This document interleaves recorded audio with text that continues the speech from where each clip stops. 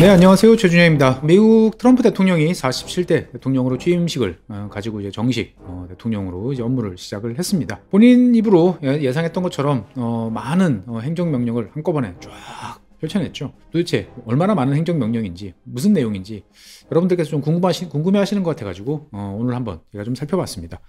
사실 미국에서 이제 행정명령이라는 것은 기본적으로 법률을 만들 수 있는 이제 그러한 권리입니다. 그러니까 우리나라의 대통령이 힘이 센가? 미국 대통령이 힘이 센가? 라고 생각해보면 법을 만드는 데 있어서 기본적으로 미국 대통령은 대한민국 대통령보다 훨씬 파워풀한 권력을 가지고 있습니다. 우리나라의 경우에는 이제 기본적으로 행정부가 법안을 입안은 할 수 있으나 결국 법을 만드는 건 국회에서 만들어야 되는 거죠. 그리고 대통령은 거기에 대해서 거부권을 행사하든지 아니면 승인을 하든지 둘 중에 하나인데, 미국 같은 경우도 이제 기본적인 프로세스는 비슷하다 볼 수 있습니다만 대통령한테는 행정명령이라는 권한이 주어져 있습니다. 행정부의 수반이니까 내가 통치하고 있는 행정부를 대상으로 해가지고 뭔가를 해볼 수 있는 이제 그러한 권한이 있는 거죠.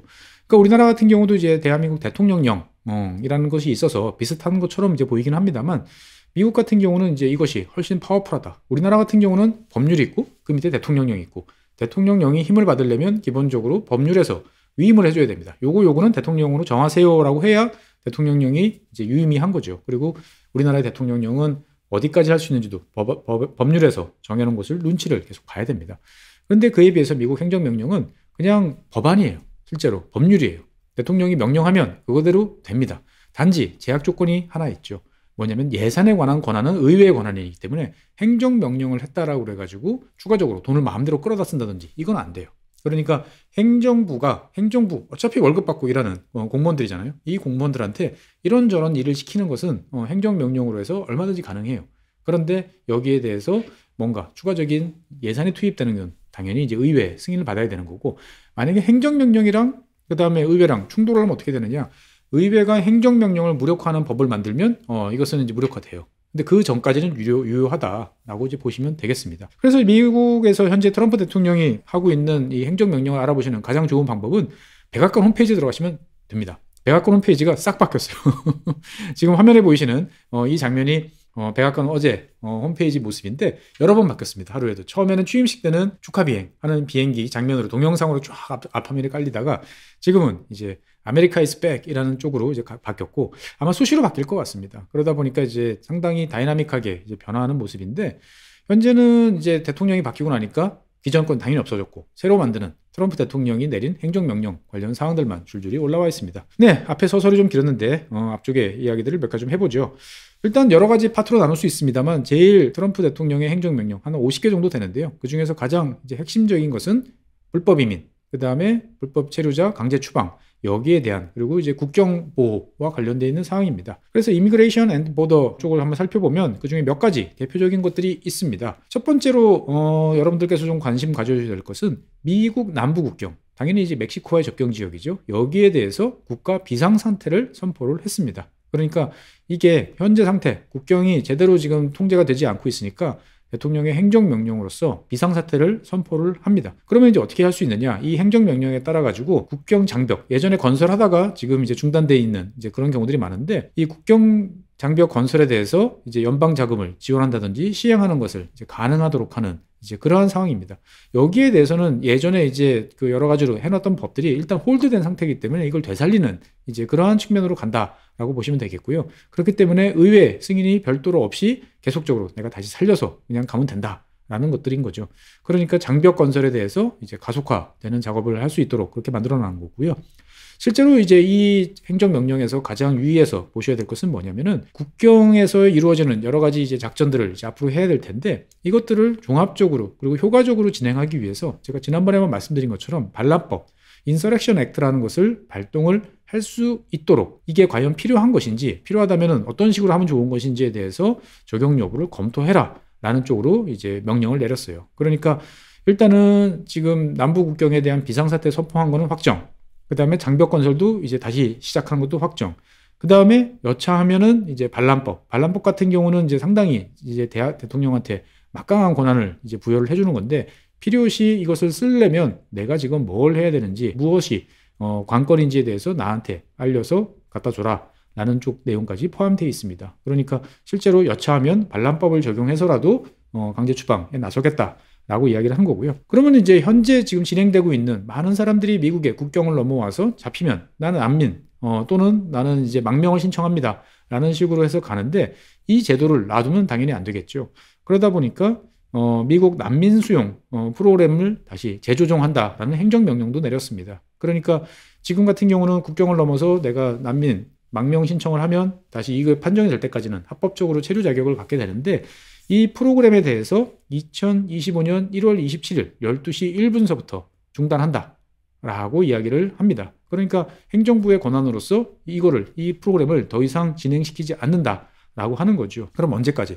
행정명령이라는 것은 이제 무한정 할 수는 없으니까 언제까지냐면은 난민의 미국 입국이 미국의 이익과 일치한다라는 것이 판명될 때까지 이것은 중단된다. 그러니까 실질적으로 보면 내가 대통령이 있는 쪽에서는 계속적으로 안 된다. 라고 하는 거죠. 그러니까 기존에 있던 것을 법률적으로 처리를 하려고 그러면 시간이 오래 걸리니까 행정부가 그것을 하지 마라 라는 식으로 해가지고 효과를 이제 없애는 이제 이런 작업들을 계속하는 거죠. 그러니까 장벽을 건설하고 넘어온 사람들에 대해서 앞으로 이제 난민 신청 받지 않겠다라고 이제 보면 되겠습니다. 그러고 난 다음에 이제 문제가 되는 것은 지금 강제 추방을 해야 되는데 제가 지난번에도 말씀드렸습니다만 제일 큰 문제는 미국에 들어와서 아이를 낳는 경우예요. 그러면은 이제 부모들은 불법 체류인데 자식은 합법적으로 미국 시민권을 이제 갖는 이제 이런 경우인 거죠. 그러다 보니까 여러 가지로 이제 문제가 많이 생깁니다. 트럼프는 여기에 대해서 여러 가지 그 전서부터 이제 문제 제기를 해왔었고 대통령으로 취임한 이후에 본인이 이제 궁극적으로는 이것을 개헌을 해서 미국 땅에서 태어나면 무조건 미국 시민권 부여한다. 이거 바꿔야 된다라고 이야기하지만 그것은 시간이 많이 걸리니까 그러니까 행정명령으로 불법 체류자가 낳은 아이들에 대해서는 이제 시민권을 부여하지 않겠다라고 이야기를 하는 거죠. 그러면 이제 어떤 식으로 이제 되느냐? 사실 요 조항은 대한민국 분들에게도 관련이 좀 있어서 좀 자세하게 말씀 좀 드리고 싶어요. 그러니까 이제 트럼프가 말하는 미국 시민권이라는 것은 기본적으로 미국 사람들이 미국에서 낳아야 돼요. 그러면은 그렇지 않은 사람들이 낳는 거에 대해서는 막아야겠죠. 그러니까 이제 이 행정명령에 따라서는 어떻게 되느냐. 어머니가 불법 체류를 지금 하고 있어요. 그런데 당연히 아버지도 불법 체류겠죠. 그리고 합법적인 영주권 자격이 없겠죠. 그러면 이 경우에서는 이 애가 태어났을 경우에 현 상황에서는 행정부가 얘가 합법적인 미국 시민권을 가지고 있다라는 증명서 발급을 해주지 말라는 거예요. 그러니까 미국 시민권자라고 내가 주장을 하고 싶으면 뭔가 서류가 있어야 될 거 아닙니까? 출생증명서라든지 뭔가에 대해서 증명서를 받아야 이게 우리가 증명이 가능한 건데 이런 경우에서는 서류 발급을 하지 말라라고 이야기하는 거죠. 그러니까 내가 미국에서 태어났다 하더라도 이 애가 합법적인 미국 시민권자임을 증명할 방법이 없어요. 나중에 나이를 더 먹어서 이제 뭐 시대가 바뀌면 어떻게 될지 모르겠습니다만 최소한도 트럼프 때는 이게 안 된다라고 보는 거죠. 그러면 이제 두 번째 경우에 우리하고 관련 있는 경우는 뭐냐? 보통 우리나라에서 예전에 원정 출산 많이 했지 않습니까? 이제 이럴 경우에는 이제 일시적으로 보통 관광 비자라든지 뭐 단기 체류 이런 식의 이제 항목으로 들어가서 거기서 출산을 하고 나와서 이제 합법적으로 자식한테 그 미국 시민권을 부여를 했던 경우인데 여기에서는 이제 이것도 이제 막도록 이제 규정을 하고 있습니다. 그러니까 엄마가 일시적으로 체류, 그러니까 일시적으로 체류하는 거에 대해서는 뭐 관광 비자도 있을 수도 있고요. 여러 가지 뭐 다른 종류의 비즈니스도 있을 수 있습니다. 그런데 이것에 대해서 이 행정명령에서는 일일이 규정하지는 않고 있어요. 대표적인 사례를 들고 있으나 이것만 해당되는 건 아니다라고 별도로 규정을 하고 있는 거죠. 그리고 당연히 아버지가 이제 시민권자 아닌 경우, 합법적 영주권자가 아닌 경우, 이런 경우에는 당연히 이제 여기에 대해서도 서류 발급이 안 된다라고 이야기를 하는 겁니다. 그러니까 이제 트럼프 대통령 입장에서 봤을 때는 이런 식으로 제도의 벽을 넘어서 편법을 하는 사람도 싫고 그 다음에 들어와가지고 아이를 낳고 난 다음에 부모라는 이유로 강제로 추방을 피하는 이런 것도 싫다라고 이제 확고하게 선을 그은 거죠. 그러다 보니까 이제 이거는 뭐 일단 지금서부터 이제 애를 낳기 시작하는 출산을 앞둔 사람들한테 이제 적용이 된다라고 보시면 되겠습니다. 그런데 이제 좀 애매한 면들은 몇 가지 있어요. 아직 애는 출산을 했는데 서류 발급은 이제 아직 안 되는 이런 경우들이 이제 있을 수 있는데 요거에 대해서는 몇 가지 이제 해석의 여지가 좀 있을 것 같습니다. 다른 한편으로 보면 이제 국경을 이제 보호하자라는 이제 Securing Our Border라는 이제 행정명령도 내렸습니다. 그래서 여기에서는 이제 체포된 외국인들이 추방될 때까지 최대 한도로 구금, 그러니까 감옥에 오랫동안 집어넣어라라고 이야기를 하고요. 그 다음에 불법 체류 외국인, 그 다음에 불법 체류를 지원해주는, 뭐 이거를 도와주는, 아니면 돈을 받고 하는 여러 가지 사람들이 있는 게 사실이죠. 여기에 대해서 이제 형사고발을 이제 할 수 있도록 했습니다. 그러고 난 다음에 국경에 대해서 완벽한 통제를 할 수 있는 작전권을 이제 행정기관에 이제 부여를 했습니다. 그리고 이제 그동안에는 이제 일단 잡아놓고 난 다음에 너 돌아갈 거지? 아, 저 국경 넘어 돌아갈 거예요. 그러면 그냥 풀어주는 이제 이런 경우들이 많았습니다. 캐치 앤 릴리스라고 그러는데 일단 실질적으로는 잡혔으나 어떻게 보면 불법 체류자가 계속적으로 양산이 되는 이러한 관행이 있었던 거죠. 그러니까 문제를 완벽하게 해결하려면 너무 복잡하고 손이 많이 가니까 적절한 수준에서 서로가 이제 타협을 받는데 이거 하지 마라 라고 명확하게 이야기를 내렸습니다. 그러고 난 다음에 이제 망명을 신청을 하면 그동안에는 미국 내에서 체류를 했는데 이제 트럼프 대통령 때부터는 이제 정말 신청을 하려고 그러면 멕시코에서 기다려라 라고 했는데 앞서 말씀드린 것처럼 이제 망명 신청 받지 않겠다라고 했기 때문에 요것은 이제 어떻게 보면 1월 27일까지 지금 며칠 안 남은 짧은 시간 동안에만 이제 유효한 이제 그러한 정책이 될 수 있겠다라고 말씀드리겠습니다. 중요한 거는 어떻든 간에 이 국경 통제와 관련돼서 완벽한 권한들을 관련된 기관한테 부여를 했고 일 제대로 해라 라는 이제 오더를 내렸다라고 이제 보시면 되겠습니다. 그러고 난 다음에 이제 미국 남부에 있는 여러 주들, 뭐 텍사스라든지 플로리다든지 이제 여러 주들이 있지 않습니까? 여기에 대해서 행정명령으로 이 주들이 현재 침략을 받고 있다라고 이야기를 하고 있습니다. 그러니까 침략으로부터 이 각 주들을 보호할 어떻게 보면 의무가 대통령에 있는데 대통령이 보기에는 현재 상황은 미국 헌법 제4조 제2항에서 규정하고 있는 침략의 상황이다라고 이야기를 하고 있습니다.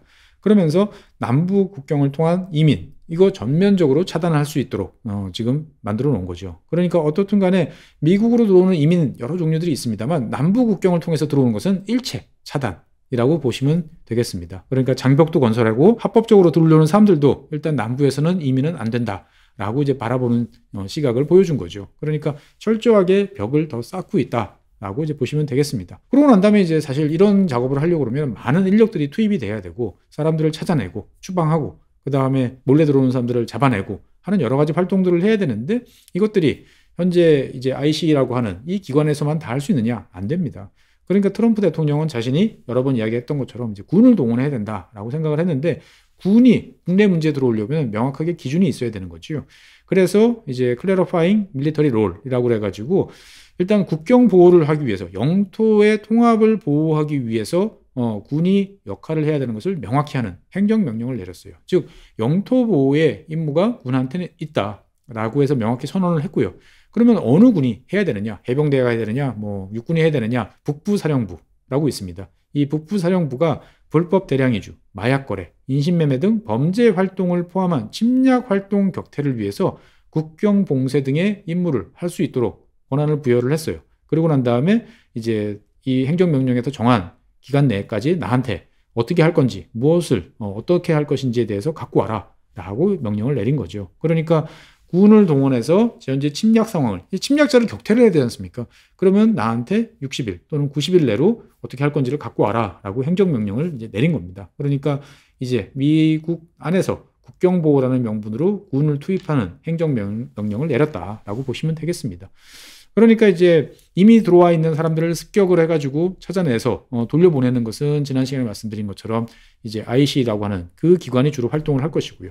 그 다음에 현재 국경을 이제 일단은 봉쇄를 하고 막고 들어오는 사람들을 찾아내고 하는 임무는 제가 쭉 말씀드린 것처럼 대체적으로 군이 중심이 돼가지고 할 가능성이 높다. 그리고 그것들을 막기 위한 여러 가지 조치들을 동시에 행정명령으로 만들었다라고 보시면 되겠습니다. 그 다음에 이제 두 번째 영역에 대해서는 이제 여러분들, 우리나라 많은 분들께서도 이게 좀 필요해 라고 생각하시는 분들이 종종 계신 것 같은데, 이를테면 젠더와 관련된, 그리고 이제 다양성, 그리고 평등, 그리고 관용, 뭐 이런 것들에 대한 흔히 말하는 이제 DEI라고 말하는 여기에 대해서도 몇 개의 이제 행정명령을 내렸습니다. 바이든 대통령 시절에 어떻게 보면은 이제 좀 깨어있는 뭐 이런 이제 사회를 만들겠다라는 의지로 해서 아까 말씀드렸던 DEI라는 그런 것들을 이제 할 수 있는 프로그램들을 해서 모든 연방정부 그리고 연방정부의 예산이 들어가는 모든 과정에서 이런 것들이 반드시 포함되고 반영될 수 있도록 하는 게 지난 4년 동안의 미국의 원칙이었습니다. 그러니까 연방정부의 어떤 연구 자금을 받아가지고 연구하는 연구자 같은 경우도 실제로 이것과 관련돼서 뭐 일단 연구자 중에 여성 비율이라든지 소수자라든지 그다음 평등 이런 것들을 이제 관련을 하고 뭐 그것들을 따를 수 있도록 하는 여러 가이던스들이 많이 만들어졌는데 이것들에 대해서 다 이제 금지를 명령을 내린 거죠. 그러니까 Ending Radical and Wasteful Government DEI라고 표현을 했습니다. 그러니까 이제 그동안 너무 급진적이고 낭비가 되는 정부 차원의 DEI를 이제 끝낸다라는 거죠. 민간에서 할 거는 알아서 하세요. 이거 뭐 민간에서 하는 일까지 정부가 이래라 저래라 할 건 아닌데 연방정부에서 하는 것들은 다 금지다라고 이야기하는 거죠. 그러니까 이 행정명령이 이제 발동이 즉시되는 거니까 어제부터 이 DI와 관련된 것들은 이제 전부 이제 하면 안 되는 이제 그런 상황이 된 거죠. 이걸 만약에 했다 그러면은 이제 행정명령 위반으로서 여러 가지 이제 감사라든지 제재의 대상이 될 수밖에 없습니다. 그 다음에 이제 실제로 미국에서는 본인의 성을 뭐 내 맘대로 내가 남성이었다 여성으로 아니면 난 제3의 성 뭐 이런 것으로 하는 게 말이 되느냐라는 것들이 상당히 많은 논란이 됐었고 트럼프 대통령의 승리에 이런 그 반감이 상당히 크게 작용한 것도 많습니다. 그러다 보니까 여기에 대해서 명확하게 트럼프 대통령이 행정명령으로 명령을 내렸어요. 그러니까 여성들을 보호하고 어디로부터 극단적인 젠더 이데올로기부터 보호하고 그 다음에 생물학적인 진실을 복원한다라는 명령. 그러니까 극단적 젠더 이념으로부터 여성을 보호하고 연방정부의 생물학적인 진실을 회복한다라는 행정명령을 내렸어요. 그러면 이게 뭐냐? 이게 뭐 어떻게 이게 되는 거냐? 최소한도 연방정부 차원에서는 뭐 제3의 성 이런 거 일체 없다라는 걸 선언한 거예요. 그러니까 뭐냐? 뭔가 성별을 표현할 일이 있으면은 남성 또는 여성 딱 두 개만 써라 라고 이야기하는 거죠. 그리고 이것을 바꾼다라는 것은 연방정부의 서류, 연방정부의 정책하고는 관련이 없다라는 것을 선언을 한 겁니다. 그러니까 연방정부의 문서에 쓸 수 있는 거는 젠더 표기 이제 안 됩니다. 그러면 어떻게 되느냐? 성이니까 남성, 여성이니까 섹스. 그렇죠? 그 다음에 메일 또는 피메일 이렇게 하든지 아니면 맨 또는 우먼 이렇게 아니면 뭐 미성년자 같으면 boys and girls 이런 식으로 간다는 거죠. 그리고 명확하게 not gender라고 밝힌 거죠. 그러니까 트럼프 대통령 지지자들이 그 지긋지긋하다 이야기했던 젠더를 이제 최소한도 연방 문서에서는 다 지워버리겠다라고 이야기를 했다라고 보시면 되겠습니다. 그러니까 이거는 어떻게 보면은 미국 사회에 대해서 여러 가지 그동안의 민주당 바이든 정부에서 이루어지던 많은 일들을 최소한 연방 정부 차원에서는 하지 않겠다라고 선언을 한 거죠. 그러니까 이제 이것에 대해서 어떻게 보면 민주당 주지사 또는 민주당 시장이 있는 아니면 기업 차원에서 진행되는 그런 지역들도 있을 거고 그렇지 않은 지역도 있을 거고 많은 것들이 이제 변화할 가능성이 높고 사실은 이것은 이 행정명령으로 모든 것이 끝내는 게 아니고 새로운 또 다른 이제 갈등의 원인이 될 가능성이 있지만 어쨌든 트럼프 지지를 표명했던 사람들한테는 자신들의 이제 바람이 이루어졌다라고 이제 볼 수가 있겠습니다. 그다음에 이제 우리나라 많은 분들이 관심을 갖는 이제 관세 그리고 이제 통상과 관련된 사항들도 몇 가지의 이제 사항들이 제시가 되고 있습니다. 일단은 이제 명확하게도 아메리칸 퍼스트라는 이제 미국 우선주의라는 것들이 트레이드 팔러시 통상과 관련되어 있는 무역과 관련된 정책에 어떻게 반영이 돼야 되는지에 대해서 명확하게 행정명령으로 이야기를 했어요. 그러니까 원래 원문은 더 깁니다만 불공정하고 불균형한 무역 해결이라는 것을 명확하게 선언을 한 거죠. 그러면 어떻게 해야 되느냐? 일단은 왜 미국이 무역수지 적자를 보고 있는지 원인을 밝히고 그 영향에 대해서 분석을 하고 그 다음에 어떻게 하면은 이것을 해소할 수 있을지에 대해서 권고안을 가지고 와라 라고 이야기를 합니다. 트럼프 대통령을 좋아하시는 분들한테는 이게 뭐야? 왜 이렇게 시시해? 라고 이야기를 많은 분들이 하시겠습니다만 미국의 행정명령은 보통 이런 식이에요. 그러니까 대통령이 바로 뭔가를 금지시키는 거 이거는 가능해요. 하지만 그거보다 좀 더 폭이 넓고 이런 사항들에 대해서는 시간을 줍니다. 바이든 대통령 같은 경우도 100일 보고서 그래서 공급망에 대해서 100일 동안 내가 뭘 하면 좋을지 갖고 와라 라고 이야기를 한 것처럼 트럼프 대통령 같은 경우도 이런 무역수지 적자에 대한 영향 그리고 해소 조치를 갖고 와라 라고 하는 거죠. 그러면 이게 90일 정도 됐으니까 이제 90일 이후에는 공개가 될 겁니다. 그러면 거기에 따라서 트럼프 대통령이 그거를 100% 수용을 해서 행정명령으로 또 때릴 것인지 아니면 이제 의회로 넘겨가지고 법을 만들 것인지 여러 가지 조치들이 이제 취해질 가능성이 높지만 일단 대통령 입장에서 봤을 때는 90일의 시간을 줬다라고 이제 볼 수가 있습니다. 그리고 이제 언론을 통해서 여러분들 아시겠습니다만 대외 수입청 (External Revenue Service)라고 하는 것을 ERS라는 것을 설치를 하도록 했습니다. 그러니까 이제 그 국세청 말고 외국으로부터 돈을 벌 수 있는 벌어들이는 기관을 만들어라 라고 하는 거죠. 그러면 이것은 뭐냐? 기본적으로 이제 우리나라 같으면 관세청과 관련된 관세와 관련된 업무를 수행하는 이제 그러한 곳이 될 가능성이 높습니다. 하지만 관세뿐만 아니고 현재 미국이 추진하고 있는 것은 해외에서 너무 많은 자본들이 들어와서 미국의 자산, 즉 주식이라든지 채권이라든지 이런 거를 취득을 하는 거에 대해서 좀 불편해하는 그러한 기색도 있습니다. 특히 트럼프 대통령의 측근이었던 로버트 라이트하이저는 여기에 대해서 이걸 막아야 된다라고 이야기를 한 거죠. 그러니까 달러에 대한 수요가 높아지니까 당연히 강달러 현상이 나타나고 그러니까 미국 제조 더 힘들어진다라고 이야기를 하는 거죠. 그래서 미국 같은 경우는 라이트하이저의 제안에 따르면 이제 미국으로 투자 자금이 들어올 때 여기에 대해서 2%에서 3% 정도의 수수료를 물리는 생각을 지금 하고 있는 거죠. 2%, 3% 얼마 안 된다 생각하지만 미국 국채를 사들이기 위한 어마어마한 수요, 미국 주식시장에 들어가는 어마어마한 수요, 이거를 생각해 보면은 이것이 상당한 우리가 생각하는 관세보다도 사실은 훨씬 더 클 수가 있다라는 거죠. 구체적인 모습과 내용에 대해서는 이제 차차 밝혀지겠습니다만 어쨌든 ERS라는 이 명칭이 이제 앞으로는 저와 여러분들께 꽤 익숙해질 가능성이 높다라고 말씀드리겠습니다. 그리고 이제 어차피 이제 내년부터 다시 협상을 해야 되는 USMCA, 즉 멕시코와 캐나다의 자유무역 협정에 대해서도 재검토를 지시를 했고요. 그다음에 통화 조작하고 있는, 환율을 조작하고 있는 국가들이 어디 있는지 찾아내서 이런 국가들을 어떻게 하면 좋은지에 대해서도 밝혀내라 라고 이야기를 했습니다. 그러니까 원론적 이야기라기보다는 어느 나라인지를 콕 찍어가지고 그 나라에 대해서 어떤 조치를 하면 좋을지를 나한테 갖고 와 라고 이야기를 한다라고 보시면 되겠습니다. 그리고 이제 외국 국가가 미국 기업들에 대해서 차별적으로 세금을 부과하고 있는지에 대해서도 알아봐라 라고 행정명령을 내렸습니다. 이것은 아마 제가 봤을 때는 주로 EU 쪽을 겨냥한 것이 아닌가 싶습니다. 그러니까 테크 기업, 그리고 또 중국과 관련돼서 아마 여러 가지 이야기들이 좀 나올 가능성이 있고요. 그 다음에 이제 여러분들이 관심 가지시는 중국과의 관계에 대해서도 꼼꼼하게 다 지적을 하고 있습니다. 기존에 체결했던 중국과의 경제, 무역 협정을 전면적으로 다 검토를 해보고, 그 다음에 관세 부과를 포함한 여러 가지 필요 조치, 그 다음에 내가 무엇을 하면 되는지 공고안을 갖고 와라. 이것도 역시 이제 90일 정도 시간이 정해져 있습니다. 그러니까 과거 바이든 대통령이 했던 거와 상당히 비슷하다는 거죠. 바이든 대통령도 취임하자마자 100일 행정명령을 내렸어요. 그러면은 100일이니까 2월, 3월, 4월. 그래서 4월 말쯤에 보고서가 공개가 됐고, 그러고 한 1년쯤 있다가 이제 IRA라는 것들이 이제 본격적으로 만들어지기 시작을 한 거죠. 그러니까 바이든 대통령은 이런 보고서를 토대로 해서 기본적인 방향을 설정하고 그 다음서부터는 그거를 이제 의회에 넘겼는데, 트럼프 대통령은 아마 그러기보다는 행정명령 아니면 지금 공화당이 의회를 장악하고 있으니까 필요한 사항은 넘길 어떤 그러한 상황인 거죠. 그러니까 트럼프 대통령이 구체적으로 뭘 할 건지에 대해서는 한 3개월 후 정도면은 이제 상당히 윤곽을 드러낼 것이다 라고 보시면 되겠습니다. 그리고 이제 중국과의 관련해서 당연히 이야기되는 것이 이제 기술적 통제죠. 기술 통제죠. 반도체라든지 첨단 기술과 관련돼 있는. 그래서 여기에 대해서도 현재 이루어지고 있는 미국의 기술적 통제, 허점이 뭔지를 파악하고 그것을 제거할 수 있는 방법, 그리고 미국이 어떻게 하면 기술적 우위를 유지할 수 있고 더 향상시킬 수 있는지 방안도 갖고 와라 라고 이야기를 하고 있습니다. 제가 여러 번 말씀드렸습니다만 미국의 중국에 대한 기술적 통제와 관련돼 있는 기술 보안, 경제 안보와 관련된 것들은 트럼프 1기 행정부 때 트럼프 대통령이 많이 만들어 놨어요. 그러니까 그거에 따라서 지금까지 계속 왔는데 시간이 많이 지났으니까 이것의 한계, 그리고 이것을 어떻게 하면 보충할 수 있을지를 갖고 와라 라고 이야기를 하는 거죠.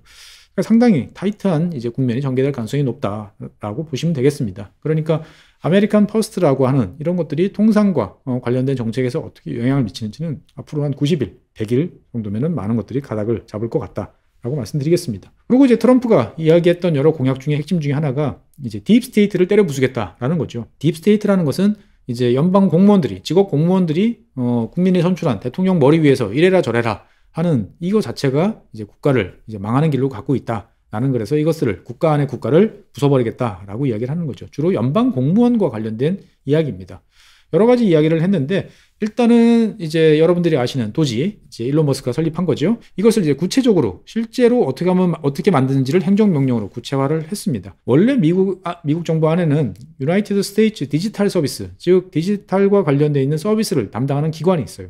이것을 도지 서비스, USDS로 이제 개편하도록 하는 거죠. 그러니까 실제로 있는 기관을 여기다가 도지를 집어넣어서 그 역할을 하도록 이제 맡긴 겁니다. 그러면 이게 그냥 기관 하나 만들었으니까 이제 일 시작하겠네 라고 볼 수도 있는데, 여기에서 내용을 읽다 보면 약간 좀 무서운 내용이 있어요. 어떤 무서운 내용이냐면은 각 기관장, 그러니까 우리 따지면 부처죠. 그러니까 연방정부 관련 기관은 USDS, 그러니까 앞으로 도지라고 이야기하겠습니다. 도지와 협의를 해서 각 기관마다 최소 4명 이상의 도지 팀을 구성하도록 만들었습니다. 그리고 여기에는 변호사라든지 어떤 자격 조건을 갖춘 사람, 최소한 자격 조건도 다 있어요.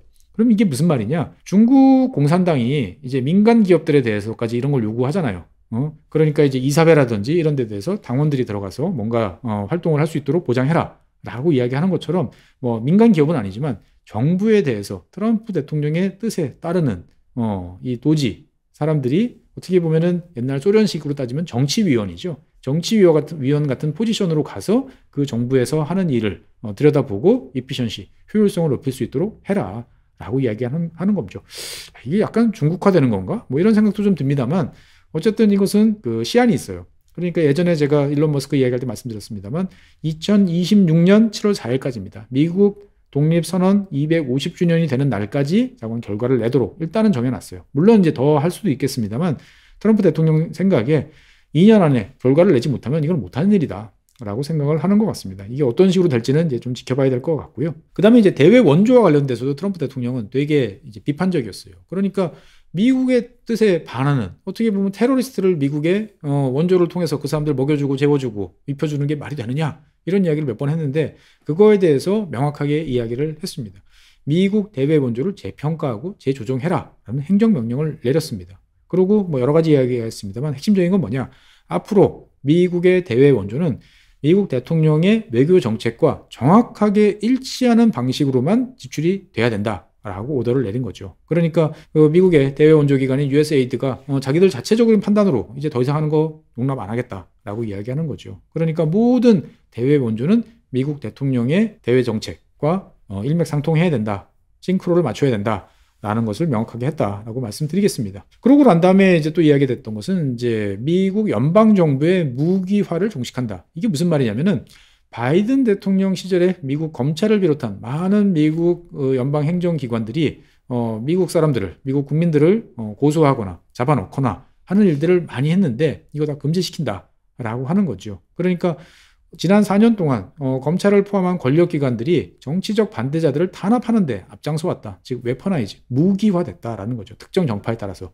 그러니까 과거 4년 동안에 어떤 부정행위를 했는지 파악을 하고 바로잡기 위한 조치가 어떤 게 필요한지를 나한테 보고를 해라 라고 이야기를 합니다. 우리로 따지면 과거에 이제 적폐청산위원회 뭐 이런 거하고 비슷한가라는 생각도 좀 드는 거죠. 그러니까 세계가 비슷한 쪽으로 가고 있다 라는 생각도 좀 들고요. 그 다음에 이제 사형제와 관련된 이야기도 합니다. 사형제를 복원, restoring the death penalty라고 이야기를 하고요. 공공안전을 보호해야 된다라고 이야기를 합니다. 그러니까 미국 사법당국이, 그러니까 법무부, 검찰이 사형 적용이 필요하다고 판단되는 일에 대해서 지금은 그걸 피해서 무기징역 이런 것들을 구형하는 경우들이 많았는데 이제는 사형이 적용돼야 되는 범죄에 대해서는 사형을 구형해라 라는 것으로 명확하게 이야기를 한 거죠. 물론 판단은 이제 사법부가 할 일이지만 최소한도 행정부는 이 사형이라는 거에 대해서 이제 꺼리낌 없이 해야 된다라고 오다를 내린 것이고요. 그 다음에 현재 사형을 허용하는 주들이 있습니다. 그 주들이 이제 이 약물로 보통 사형을 집행을 하는데 그때 필요한 약물들을 충분히 연방정부가 공급할 수 있도록 도와줘야 된다라는 것까지 규정을 했습니다. 그리고 이제 결국은 이제 대법원에서 이것들이 이제 이루어지는 일인데 사형제 반대와 관련돼서 이 기존의 대법원 판례를 뒤집을 수 있는 모든 조치를 시행하도록 행정기관에 명령을 내렸어요. 그러니까 어떻게 보면은 기존의 판례가 그렇게 나왔으니까 그냥 따르겠습니다가 아니고 그 판례를 뒤집을 수 있는 논리와 근거, 사례 이런 걸 찾아가지고 활동을 해라라고 오더를 내린 거죠. 그러니까 흉악범죄라든지 이런 일에 대해서 명확하게 사형을 구형을 하고 사형이 집행될 수 있도록 여러 가지 노력을 해라라고 행정부를 이제 체근을 하는 행정명령을 내렸다라고 이제 보시면 되겠습니다. 네, 사형제까지 이제 이야기를 이제 하고 난 다음에 여기서 그치지 않고 트럼프 대통령은 본인이 지난 이제 퇴임 직전에 시행을 했다가 바이든 대통령이 다시 이제 금지시켰던 연방 공무원들의 직업 안정성 이걸 보장해주는 이런 것들의 폐지 조치도 이번에 집어넣습니다. 그러니까 이 제목은 그렇습니다. 연방 인력 가운데 이제 영향을 미치는 직위에 대한 책임성을 회복한다라고 이야기를 했는데 이게 대한민국 이야기로 따지면 우리나라 이제 부처에 보면 이제 국장님 밑에 과장님들이 계시죠. 그 중에서도 이제 무슨 정책과라고 하는 이제 이런 쪽이 있는데 이 정도 선까지 다 정무직 공무원으로 바꾸는 거예요. 우리나라 같은 경우도 장관, 차관 이런 분들은 정무직 공무원들이시죠. 그러니까 대통령이 수고하셨습니다. 그러면 그날로 이제 끝나는 거잖아요. 그런 것처럼 이제 연방정부, 미국 연방정부에서도 한 과장급 정도까지는 이제 다 정무직 지위로 이제 바뀌었다라고 이제 볼 수가 있는 거죠. 그러니까 이걸 왜 만들었느냐에 대해서 이 행정명령은 명확하게 설명을 하고 있어요. 고위 공무원들이 정책과 지시에 저항하고 훼손하는 사례가 다발했다. 여러 번 있었다. 이거를 막기 위해서 이런 조치를 취한다. 그래서 정책을 결정할 자리에 있는 공무원들, 그러니까 단순 반복적인, 그러니까 시키는 일을 그냥 열심히 하는 이러한 사람들 말고 내가 판단해서 뭔가를 정책을 결정할 수 있는 그러한 지위에 있는 사람들은 이제 직업 공무원으로서 보호를 해줘야 될 필요가 없다라는 거죠. 자신의 일에 대해서 책임을 져라 라고 이야기를 하는 거고, 당연히 이것을 위해서는 쉬운 해고를 이제 해야 되니까 여기에 대한 신분증을 바꿨다라고 이제 보시면 되겠습니다. 그 다음에 이제 아주 짧지만 강렬한 이제 조사가 Return to In-Person Work입니다. 그래서 In-Person 이게 뭐지? 라고 생각을 해보니까 대면 이제 복귀하는 거죠. 그러니까 연방정부에서 아직까지 미국 연방정부에서 아직까지 이제 온라인으로 근무하는 재택에서 근무하는 경우들이 꽤 많습니다. 뭐 특정 부처 같은 경우는 전체 직원의 한 10%만 이제 대면 근무를 하고 있었는데 이거 다 즉각 중단, 다 나와라라고 이야기를 합니다. 하지만 여기는 약간의 예외는 있어요. 명백하게 필요한 경우에 대해서는 예외를 허용할 수 있다라고 이야기를 하는 거죠. 그러니까 주로 정말 아픈 사람들 아니면 이제 아이를 돌봐야 되는 이런 경우에 대해서는 제한적으로는 허용하겠다라고 하지만 원칙적으로는 나와라라고 이야기를 했고요.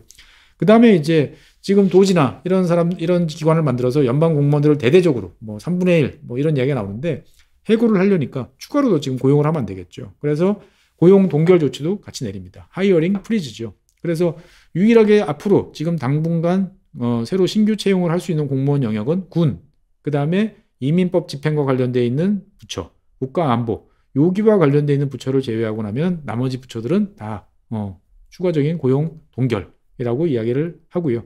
그 다음에 모든 부처들은 도지와 협력해가지고 인력 규모 감축을 제출하라라고 이야기를 하는 거죠. 그러니까 각자 살생부를 만들어서 얼마나 줄일 수 있을지 갖고 와라라고 이야기를 하는 겁니다. 그러니까 연방정부 공무원들 입장에서 봤을 때는 정말 좌불안석이 될 수밖에 없는 그러한 상황이다라고 말씀드리겠습니다. 그리고 이제 나머지 중에서는 이제 제일 중요한 점은 에너지입니다. 트럼프 대통령은 제가 여러 번 강조를 했던 것처럼 미국을 가장 저렴한 에너지, 가장 저렴한 전력 요금을 갖는 나라로 만들 텐데 그거에 걸림돌을 내가 대통령이 되면 치우겠다라고 이야기를 했습니다. 그래서 여기에 대한 이야기들도 많이 있습니다.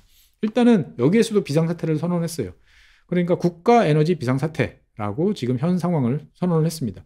이거를 왜 선언을 했냐면은 이렇게 해야만 각종 지금 규제들, 그러니까 뭐 연방정부가 보유하고 있는 자연보존 지역에서 석유를 찾는, 뭐 가스를 찾는 탐사 활동을 이제 금지시키고 있는데 이것들을 해제할 수 있는 가장 간단한 방법이 이런 거죠. 지금 비상사태야.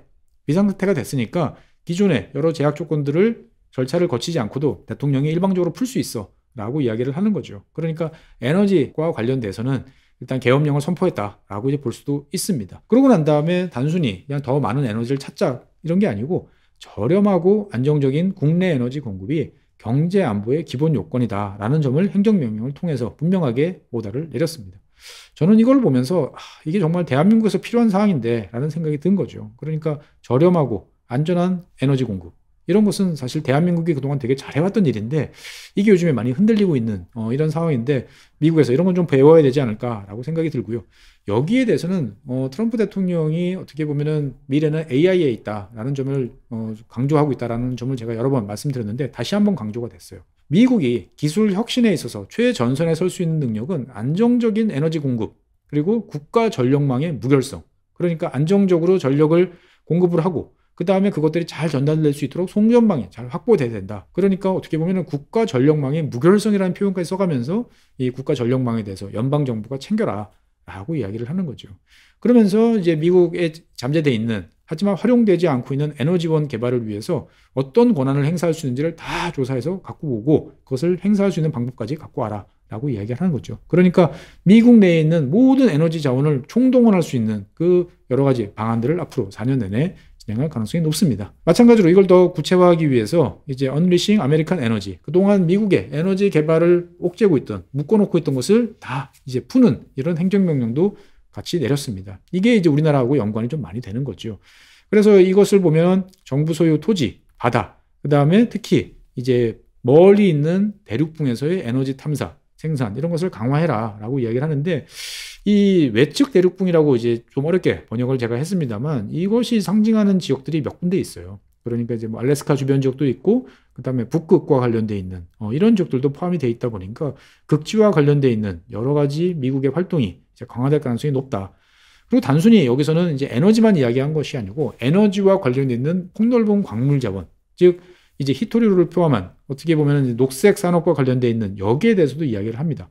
그러니까 히토류 등 광물의 생산, 가공, 여기에 대해서 글로벌한 지위를 미국이 다시 확보를 해야 되고 동맹 국가의 공급망을 강화하는 데 역할을 해야 된다라고 했습니다. 이거는 어떻게 보면 바이든 행정부가 하던 것을 그대로 승계를 하겠다라고 이야기를 했다라고 볼 수가 있고요. 그 다음에 이제 우리 입장에서 봤을 때는 좀 뼈아픈 게 전기자동차와 관련되어 있는 여러 의무화 규정은 다 행정규정상에 있는 건 다 철폐.